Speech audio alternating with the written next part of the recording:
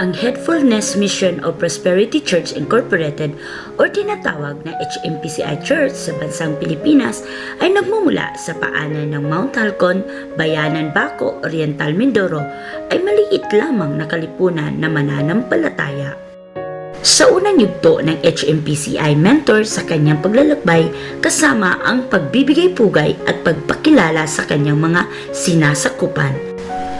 Tulad na lamang sa pagbigay ng basbas sa mga napili, kagaya na lamang sa mga pinagkalooban na sina Reverend Edgardo Martinez sa may poblasyon Bungabong, Oriental Mindoro.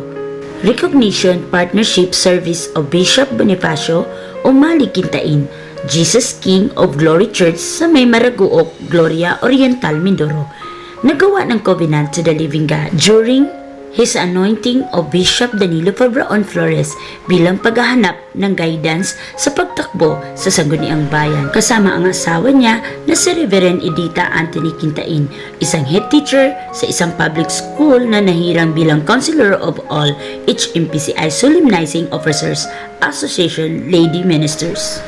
Ang HMPCI mentor pa rin nangunguna sa isang recognition partnership service of Reverend Antonio Tinaha ng Jesus for All Nation Network International Church na Buslot, Pinamalayan, Oriental, Mindoro. Bishop Danilo F. Flores nagbigay ng makapangyarihang mensahe sa isang ordinasyon kasama sina Reverend Willie Castillo, HMPCI Mimaropa 4B, Reverend Donald Balestero, HMPCI Calapan City Overseer, Reverend Eduardo Guzman Martinez, Chairman, HMPCI Solemnizing Officer Association, Bishop Bonifacio Quintain, HMPCI Gloria Overseer. Sa patuloy na paglalakbay ng HMPCI mentor, inibitahan naman ito ni Reverend Emmanuel Kawit sa may Calamba City, hinirang bilang isang HMPCI interim missionary.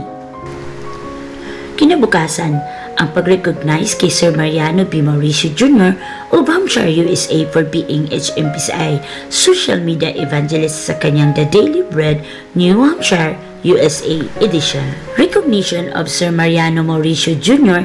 ng New Hampshire, United States of America bilang isang social media evangelist kasama ang minamahal na kabiya na si Madam Carol Mauricio na ginanap sa Majestic Touch of Grace Ministry sa Labanto, Ibaan, Batangas.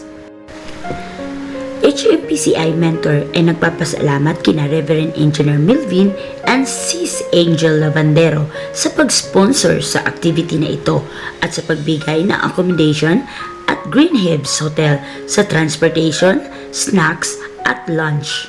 Sa parehong araw, nakatanggap din ng Certificate of Recognition ordained as Social Media Evangelist sa pamamagitan ng kanyang The Daily Bread, New Hampshire, USA edition galing kay HMPCI General Mission Overseer Bishop Danilo F. Flores.